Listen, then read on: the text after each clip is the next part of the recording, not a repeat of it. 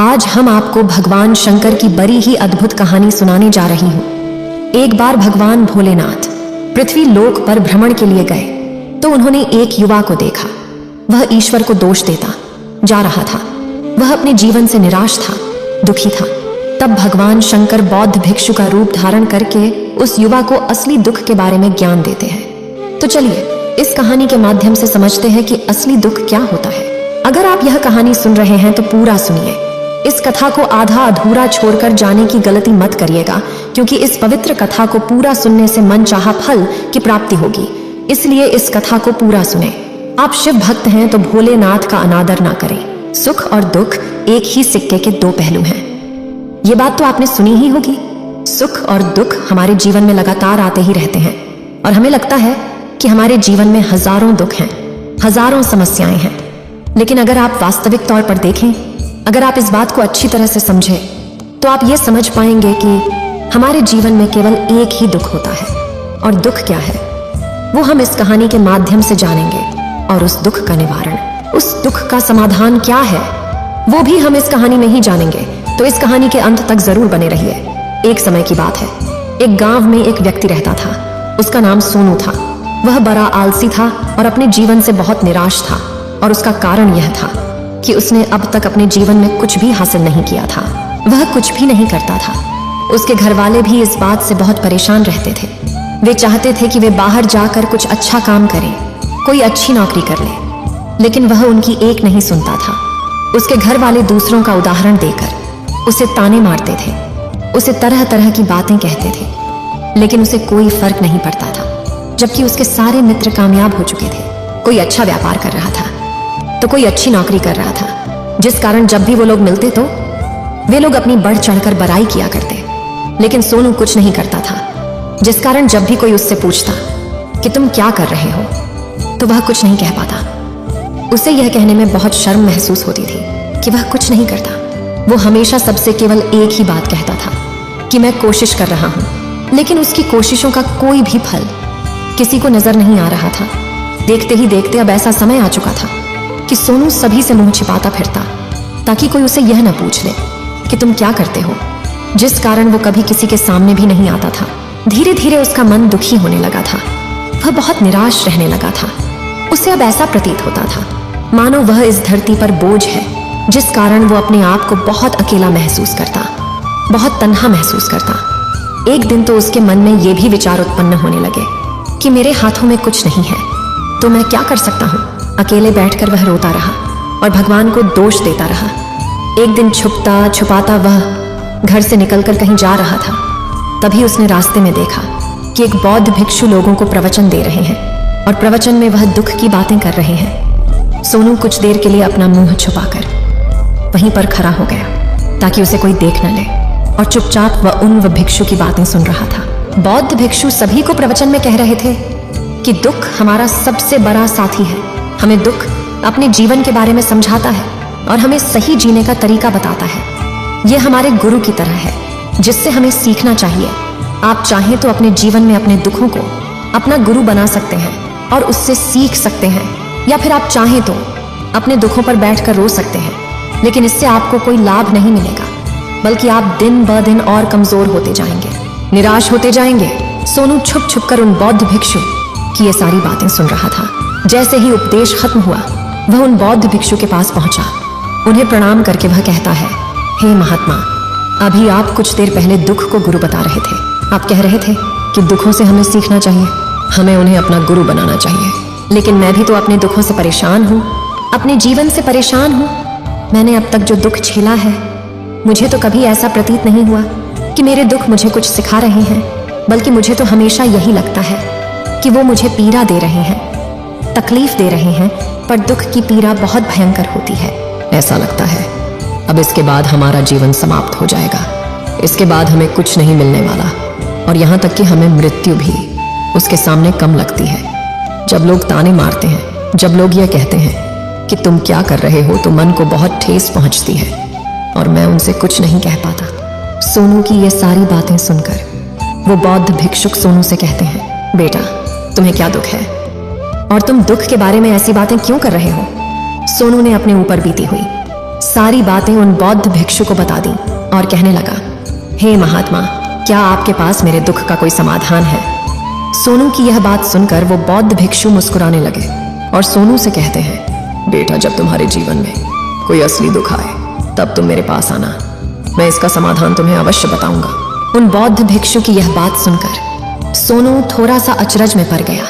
उसे यह समझ नहीं आ रहा था कि क्या उसने अब तक जो दुख झेला है वह असली दुख नहीं है। उसने जो अब तक पीड़ाएं सही हैं, जो ताने सहे हैं, जो तकलीफें उठाई हैं, क्या वह असली दुख नहीं है?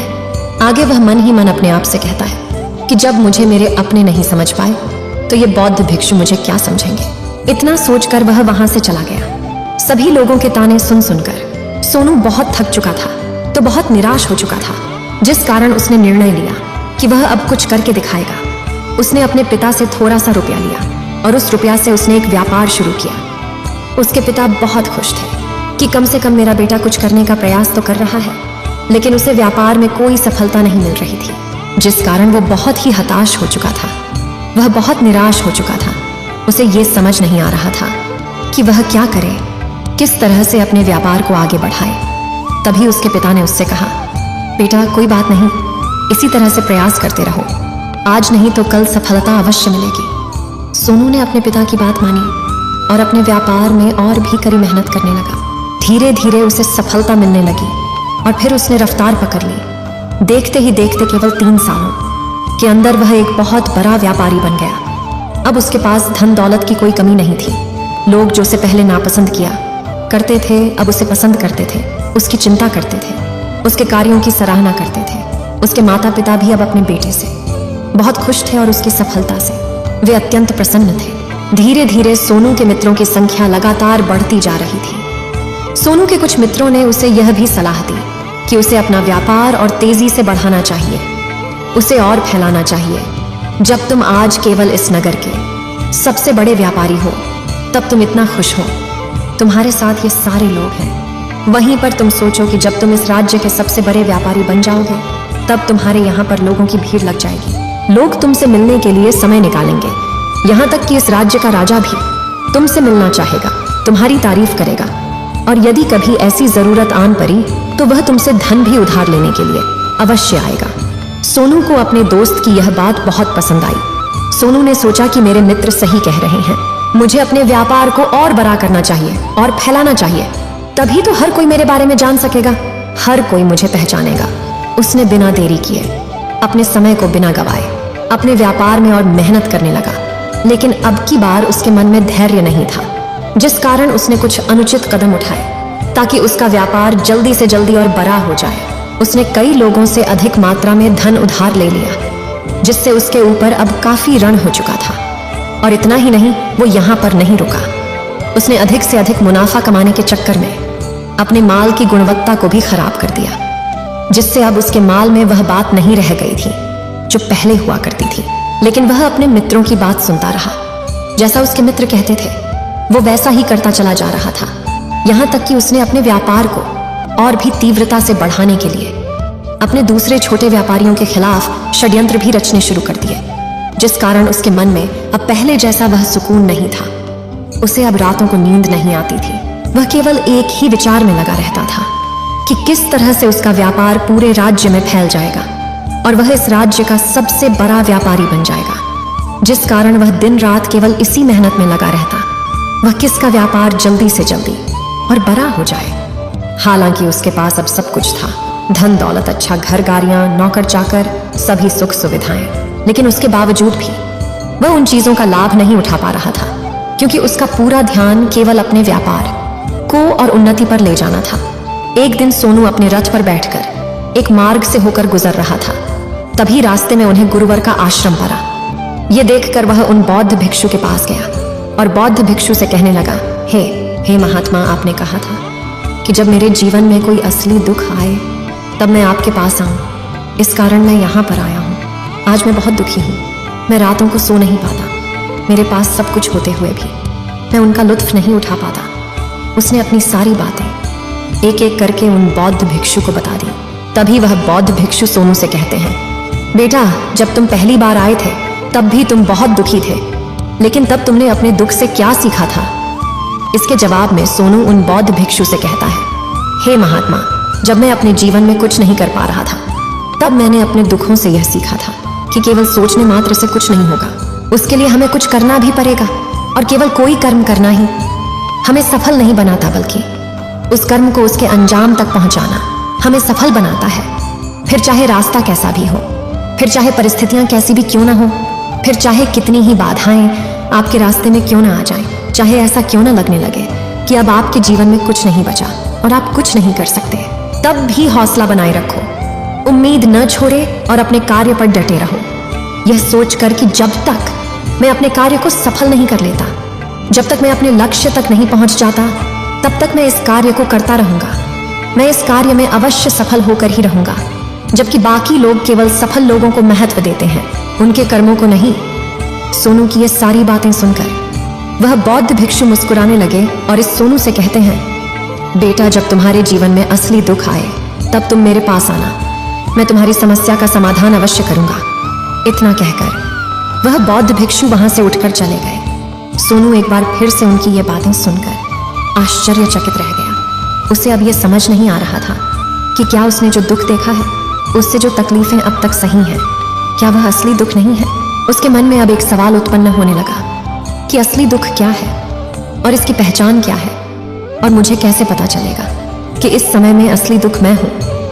लेकिन उसने कुछ नहीं कहा। वह यह सब सोच ही रहा था कि तभी वह बौद्ध भिक्षु सोनू के पास एक बड़ा सा घड़ा लेकर पहुंच जाते हैं। उस घड़े के अंदर सोने के सिक्के थे। उस घड़े को देते हुए वह बौद्ध भिक्षु सोनू से कहते हैं, बेटा, तुम इसे उस पैर के नीचे दबा दो, क्योंकि ये मेरे किसी काम का नहीं है। जब मुझे इसकी जरूरत पड़ेगी तब मैं वहां से खोद कर इसे निकालूंगा, लेकिन अभी के लिए इसे वहां पर मिट्टी के नीचे दबा दो। सोनू ने उस बौद्ध भिक्षु की बात मान ली और वो घड़ा उस पैर के नीचे जाकर मिट्टी में दबा दिया। इतना करके वह गुरुवर को प्रणाम करता है और वहां से वापस अपने घर की ओर लौट जाता है। धीरे धीरे समय बीतता गया। समय के साथ साथ सोनू व्यापार में और भी ज्यादा उन्नति कर चुका था, लेकिन माल की गुणवत्ता अच्छी न होने के कारण अब उसके व्यापार में घाटा होने लगा। और धीरे धीरे ऐसा समय आया कि उसका व्यापार पूरी तरह से चौपट हो गया। अब उसके पास कुछ नहीं बचा था, बल्कि उसने जो कर्जे लिए थे वो कर्जे भी अब उसे चुकाने थे। लेकिन वह तो यह सोचकर निश्चिंत था कि उसने जो कुछ भी कर्जे लिए हैं वो कर्जे उसने अपने मित्रों से लिए हैं, जिस कारण वह उन्हें लौटाने में थोड़ी देर अवश्य कर सकता है। वह तो यह सोच रहा था कि उसके मित्र उसका बुरे समय पर साथ देंगे, लेकिन सबसे पहले उसके मित्र ही उसे अपना कर्ज वापस लौटाने की मांग करने लगे। तब सोनू को एहसास हुआ कि कोई भी अपना नहीं है। उसने अपने मित्रों से उस कर्ज को लौटाने के लिए थोड़ी सी मोहलत मांगी, लेकिन सोनू के किसी भी मित्र ने उसे कर्ज लौटाने के लिए वह मोहलत नहीं दी, बल्कि वे लोग उसे जान से मारने की धमकी देने लगे। अपने मित्रों के मुंह से यह सब सुनकर सोनू बहुत ही आश्चर्यचकित रह गया। वह जो कुछ सोच रहा था सब कुछ उल्टा पड़ गया। जिस व्यापार के चलते उसके इतने मित्र बने थे, इतने शुभ चिंतक बने थे, वे सब उससे दूर जाने लगे थे। हर कोई उससे पीछा छुड़ाना चाहता था, कोई भी उसका साथ नहीं देना चाहता था। धीरे धीरे उसकी सारी संपत्ति नीलाम हो गई। अब उसके पास कुछ नहीं बचा था। वह सड़क पर आ चुका था। उसने हार मानकर अपने माता पिता से कहा, पिताजी, मेरी मदद कीजिए, मेरे ऊपर बहुत ऋण है, मुझे उसे लौटाना है, कृपा करके मुझे थोड़ा सा धन दे दीजिए। इस पर सोनू के पिता ने सोनू से कहा, बेटा, मेरे पास तो ले देकर बस यही एक छोटा सा घर है। अगर ये अभी मैं तुम्हें दे दूं, यदि मैं इसे भी बेच दूं, तो मैं और तुम्हारी माँ कहाँ रहेंगे? हमें भी दर दर की ठोकरें खानी पड़ेगी, हमें भी सड़कों पर भीख मांगनी पड़ेगी। ले देकर अब हमारे पास केवल यही संपत्ति बची है, इसलिए मैं तुमसे क्षमा मांगता हूँ। अपने माता पिता के मुख से यह सुनकर सोनू चुपचाप वहां से चला गया और मन ही मन वह सोच रहा था कि अब मेरे पास कुछ नहीं बचा, जो था वह तो सब लुट गया, बर्बाद हो गया। अब मैं जीकर क्या करूंगा? अब मेरे पास केवल एक ही रास्ता है जिससे मैं अपने कर्जदारों से अपना पीछा छुड़ा सकता हूँ। यह सोचता हुआ वह एक ऊंची पहाड़ी की ओर पहुंचा। वह पहाड़ी पर चढ़ता ही जा रहा था कि तभी उसे याद आया कि उन बौद्ध भिक्षु ने कहा था कि जब तुम पर असली दुख आए तभी तुम मेरे पास आना, मैं तुम्हारी समस्या का समाधान अवश्य करूंगा।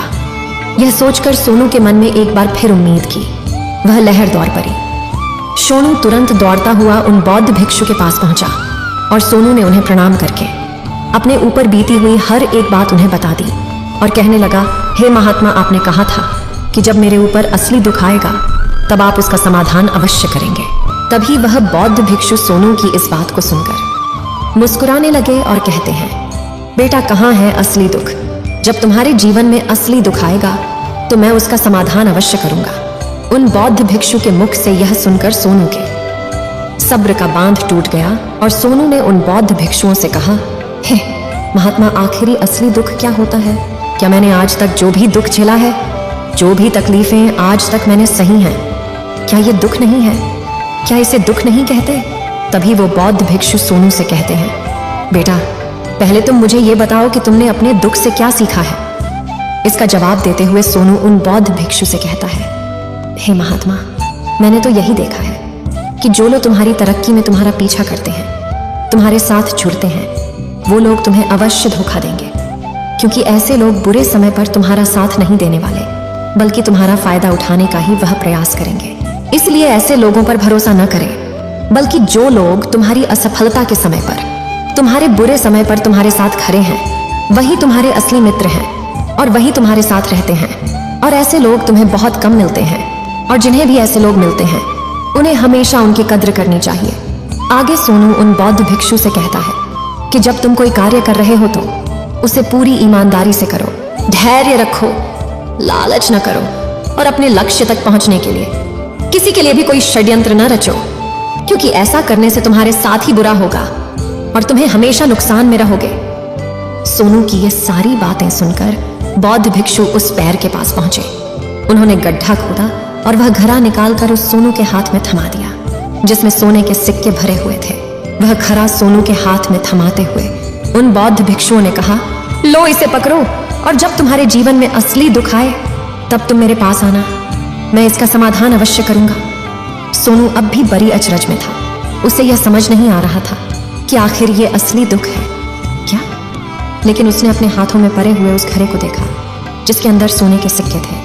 ये देखकर उसे मन ही मन ये लगा कि चलो अब तो थोड़ी सी राहत अवश्य हो जाएगी, मैं अपने मित्र का वो कर्ज लौटा सकूंगा और एक नया व्यापार भी फिर से आरंभ कर सकूंगा।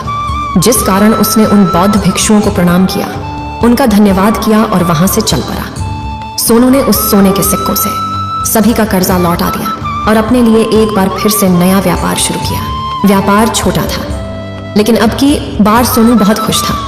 उसने पूरी ईमानदारी, मेहनत और लगन के साथ अपने व्यापार पर काम किया और देखते ही देखते एक बार फिर से वह एक बड़ा व्यापारी बन गया। लेकिन अब की बार वो बहुत खुश था, क्योंकि इस बार उसने कोई लालच नहीं की, न ही किसी के लिए षड्यंत्र रचा, बल्कि उसने पूरी ईमानदारी और मेहनत के साथ अपने व्यापार पर काम किया। लेकिन जैसे जैसे आप धनी होते जाते हैं, जैसे जैसे आप अमीर बनते जाते हैं, आपके मन में एक डर और उत्पन्न होने लगता है, और वह अपनी दौलत को न खो देना, जिस कारण आप लोग दान करना शुरू कर देते हैं, पुण्य करना शुरू कर देते हैं, लोगों की मदद करते हैं, ताकि आपके जीवन में कभी कोई दुख ना आए। लेकिन यह जीवन सुख और दुख का संगम है, जिस कारण हर किसी को सुख और दुख से होकर गुजरना ही पड़ता है। इसी वजह से एक बार फिर से सोनू के जीवन में एक और दुख उत्पन्न हुआ। अब की बार उसके माता और पिता दोनों की मृत्यु हो गई। सोनू अपने माता पिता से बहुत प्रेम करता था, जिस कारण उसके मन को बहुत गहरा आघात पहुंचा। जब आखिरी बार वह उन्हें देख रहा था तो उसके मन में हजारों सवाल उत्पन्न होने लगे। वह अपने घर लौटा। घर लौटकर उसने देखा कि जिस संपत्ति के लिए वह हमेशा लड़ते झगड़ते रहते थे, आज उसकी देखभाल के लिए कोई नहीं था। उसके माता पिता ने जो भी मेहनत की, जो भी अपने जीवन में इकट्ठा किया, सब यही रह गया। लेकिन अब सब कुछ खत्म हो चुका था और सोनू का मन अब बहुत बेचैन हो रहा था। उसके मन में हजारों सवाल उत्पन्न हो रहे थे और वह अपने आप को बहुत अकेला महसूस कर रहा था। उसे बहुत खाली सा महसूस हो रहा था। उसने इधर उधर देखा, लेकिन उसे कुछ समझ नहीं आया। तभी उसे उन बौद्ध भिक्षु की याद आई। वे तुरंत ही भागा भागा उन बौद्ध भिक्षु के पास पहुंचा। उसे देखते ही उन बौद्ध भिक्षु ने सोनू से सवाल किया और कहा, क्या बात है बेटा, क्या कोई फिर से दुख आन पड़ा है? तभी सोनू ने कहा, नहीं गुरुदेव, अब तो सब ठीक है, लेकिन आज मेरे माता पिता की मृत्यु हो गई और मैं बहुत अकेला महसूस कर रहा हूँ। मैं बहुत दुखी महसूस कर रहा हूँ, जैसे कुछ खाली सा है, जैसे कुछ अकेलापन सा। तभी वह बौद्ध भिक्षु सोनू से कहते हैं, बेटा, इसमें दुखी होने वाली बात क्या है? यह तो जीवन है, एक दिन तो सभी को जाना है। यहाँ पर कोई भी रहने नहीं आया और ना ही कोई रहेगा। हम सब एक न एक दिन मृत्यु को प्राप्त हो ही जाएंगे। और मृत्यु कब आएगी ये किसी को नहीं पता। हो सकता है कि तुम्हारी मृत्यु कल ही हो जाएगी या फिर आज और अभी। यह सुनकर सोनू आश्चर्यचकित रह गया। उसने उन बौद्ध भिक्षु से कहा, हे महाराज, आप ये क्या कह रहे हैं? मैं तो अभी जवान हूँ और मुझे तो अभी अपनी पूरी उम्र जीना है। मैं तो जीना चाहता हूँ, कुछ करना चाहता हूँ, और आप कह रहे हैं कि मैं कभी भी मृत्यु को प्राप्त हो सकता हूँ। इस पर वो बौद्ध भिक्षु सोनू से कहते हैं, बंदे, इस भ्रम में मत रहना कि मृत्यु केवल बूढ़े को आती है। बूढ़ों के सामने तो उनके जवान बच्चे तक मर जाते हैं। मृत्यु कभी किसी की उम्र देखकर नहीं आती और ना ही किसी को बताकर आती है। उन बौद्ध भिक्षु के मुख से ये सारी बातें सुनकर सोनू और भी ज्यादा बेचैन हो गया और वो चुपचाप वहां से चला गया। उसके मन का वो खालीपन अब भी वैसे ही था। वह भी अपने आप को बहुत अकेला महसूस कर रहा था। उसके बाद से उसका मन अपने व्यापार में भी नहीं लगता। जब भी वह कोई कार्य करता तो उसके मन में ढेर सारे प्रश्न उठने लगते हैं। वो क्या कर रहा है, क्यों कर रहा है, और उसने इस कार्य को क्यों किया। उसके मन में अब एक और प्रश्न उत्पन्न होने लगा था, क्या हम यहाँ पर केवल इसीलिए आते हैं कि इस जीवन को भोगे और एक दिन मृत्यु को प्राप्त हो जाए। वह यह समझ नहीं पा रहा था कि जीवन का असली मतलब क्या है। उसने कई विद्वानों से पूछा, अपनी तरफ से जो मुमकिन हो सकता था खोजबीन की, लेकिन उसे कोई भी जवाब नहीं मिल पा रहा था। और जब उसे कोई जवाब नहीं मिला तो उसका दुख और भी बढ़ गया, जिस कारण उसके मन की बेचैनी और भी बढ़ चुकी थी। और उसे यह समझ नहीं आ रहा था कि वह क्या करे, कहाँ जाए, किससे पूछे। तभी उसे फिर से उन बौद्ध भिक्षु की याद आई। वे एक बार फिर से उन बौद्ध भिक्षु के पास पहुंचा और उसने अपने मन की सारी बातें उन गुरुवर को बता दी। तभी वो बौद्ध भिक्षु मुस्कुराने लगे और सोनू से कहते हैं, बेटा, आज पहली बार तुम्हारे जीवन में असली दुख उत्पन्न हुआ है। वास्तव में तो यही है जिसे हम दुख कह सकते हैं, जो दुख कहलाने लायक है कि हमें पता ही नहीं हम क्या कर रहे हैं, कहाँ जा रहे, क्यों जा रहे हैं, वो कौन है, क्या है, क्यों है, हम क्या करना चाहते हैं। तभी सोनू ने कहा, हे महात्मा, मेरे इस दुख का समाधान कीजिए, मुझे इस दुख का निवारण दीजिए। तभी वह बौद्ध भिक्षु सोनू से कहते हैं, हम सबके अंदर क्रोध, लालच, लोभ जैसी कई वासनाएं हमारे अंदर घर करके बैठ जाती हैं, जिस कारण हम अपने जीवन को टुकड़ों में जीते हैं और हमारी चेतना कभी एक नहीं हो पाती। हम कभी एक जगह सोच नहीं पाते, समझ नहीं पाते और हमारी ऊर्जा शक्ति भी पूरी तरह से छिन्न भिन्न हो जाती है। और आजकल के इस दौर में हमारे पास तो इतना भी समय नहीं कि हम एक पल निकाल करके, एक पल के लिए मुड़ कर अपने आप को देख सकें, अपने आप को समझ सकें। वास्तविकता में हर कोई यहाँ पर अपने जीवन भर केवल दुख दुख कहकर चिल्लाता रहता है। उसका समाधान निकालने का हर मुमकिन प्रयास करता है, लेकिन जिसे हम दुख समझते हैं वह तो दुख है ही नहीं, तो इसका समाधान आपको कहाँ से मिलेगा। ये तो परिस्थितियां हैं जिसके कारण हम अपने आप को दुखी समझते हैं, अपने आप को तकलीफ में समझते हैं। जैसे हम एक परिस्थिति से निकलते हैं, हम किसी दूसरी परिस्थिति में फंस कर रह जाते हैं। जिस प्रकार हम पहली समस्या का सामना करते हैं, उसी प्रकार हम दूसरी समस्या का भी सामना करते रह जाते हैं। और जब हम इन परिस्थितियों से हार मान लेते हैं, जब हमें लगता है कि अब कोई रास्ता नहीं बचा, तब हमारे सामने हमें केवल एक ही रास्ता नजर आता है और वह है मृत्यु। लेकिन यह कोई समाधान नहीं है, यह कोई रास्ता नहीं है। इसलिए यदि आप सचमुच अपनी समस्याओं का समाधान चाहते हैं तो अपने आप को इकट्ठा करना सीखें। अपनी ऊर्जा को इस संसार में वापस कीजिए, उसे एक कर और अपने ऊपर ध्यान लगा। मृत्यु से पहले अपने आप को पहचानो, अपने आप को जानो, अपने आप को बिखरने न दो। तभी सोनू उन बौद्ध भिक्षु से कहता है, हे महाराज, तो क्या हमें इस जीवन को नहीं जीना चाहिए? क्या हमें अपनी इच्छाओं को नहीं पूरा करना चाहिए? तभी वह बौद्ध भिक्षु सोनू के इस सवाल का जवाब देते हुए कहते हैं कि हमें किसी से भी लगाव नहीं रखना चाहिए, हमें अपनी इच्छाओं को मार देना चाहिए, हमें संपत्ति इकट्ठा नहीं करनी चाहिए, क्योंकि हम मनुष्य की इच्छाएं, कामनाएं, वासनाएं ऐसे होती हैं जैसे मानो कि एक पर्वत से गिरता हुआ झरना, जिस पर किसी का नियंत्रण नहीं है सिवाय देखते रहने के और परेशान होने के। लेकिन जब तुम अपने ऊपर ध्यान देने लगते हो, तब तुम अपने आप को पहचान जाते हो, समझ जाते हो, तब तुम इस पर नियंत्रण पा सकते हो। तब इच्छाएं भी तुम्हारे वश में होती हैं और फिर तुम चाहो तो उन इच्छाओं पूर्ति भी अवश्य कर सकते हो। गुरुदेव की ये सारी बातें सुनकर सोनू ने गुरुदेव से कहा, हे महाराज, आपका बहुत बहुत धन्यवाद।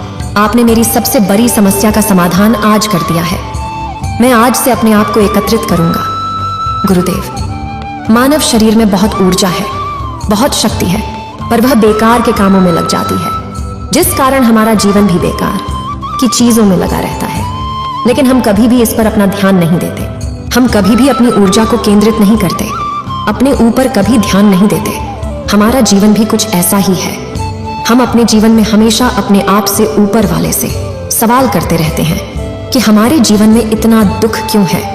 हम सभी के मन यह सवाल तो अवश्य ही उठता है, और इसका जवाब है कि वह ईश्वर यह चाहता है कि हम अपने जीवन के अंतिम दुख तक पहुंच सकें, उस गहराई तक पहुंच सकें जहां पर हमें यह पता चल सके कि हमने अभी तक अपने आप को नहीं जाना, अपने आप को नहीं पहचाना।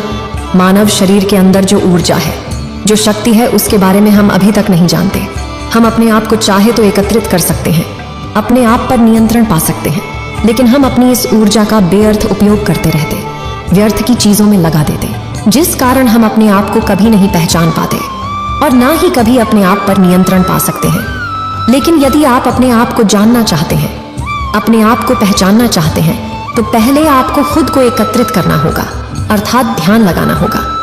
ध्यान से ही आप अपने दुखों की उन समस्याओं का समाधान निकाल सकते हैं, और तभी आप अपने आप को पहचान सकते हैं, जान सकते हैं और अपने जीवन के हर दुखों का समाधान भी कर सकते हैं। इस वीडियो को बोलते समय कोई त्रुटि हो तो मैं क्षमा चाहती हूँ। उम्मीद है आप सभी को यह वीडियो अच्छी लगी होगी। अगर आप शिव के सच्चे भक्त हैं तो चैनल को सब्सक्राइब और वीडियो को लाइक करके कमेंट में हर हर महादेव लिख दीजिए।